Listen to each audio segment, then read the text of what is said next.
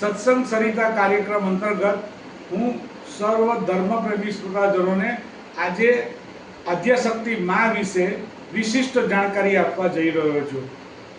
આપણે સૌ જાણીએ છીએ કે મા એટલે મા ગુજરાતીમાં એક અલંકાર છે, અનન્વય અલંકાર, કે ઉપમેયને કોઈ ઉપમાન સાથે સરખાવી ના શકાય ત્યારે અનન્વય અલંકાર બને છે। માની સરખામણી કોઈ જગતમાં બીજા સાથે થાય નહીં।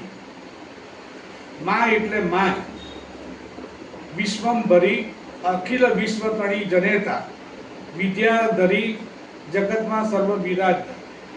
માનો મહિમા કવિઓએ, લેખકોએ વખતો વખત ઘણો બધો લખ્યો છે અને મા વિશેની વધારે જાણકારી આપવા બ્રહ્મા, વિષ્ણુ, મહેશ ત્રિદેવો પણ મા વગર અધૂરા છે। કોઈ પણ શબ્દ બોલો અંદર મા આવશે। નદી માં, પર્વત માં, દરિયા માં, માણસ માં, દેવો માં, ભગવાન માં, રાક્ષસ માં, પાતાળ માં, સ્વર્ગ માં, વૈકુંઠ માં, પરમધામ માં, અક્ષરધામ માં, પાતાળ માં, સર્વે જગ્યાએ મા શબ્દ પ્રચલિત છે। આ રીતે માનો મહિમા અપરંપાર છે।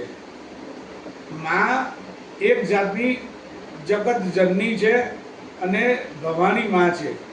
આદ્યશક્તિની કૃપાથી જ આ ત્રિદેવો પણ જગતનું સંચાલન સુવ્યવસ્થિત રીતે કરી શકે છે। માટે તમે પણ કોઈ પણ શબ્દ બોલશો તો અંતમાં મા આવશે। માનો મહિમા અપરંપાર છે।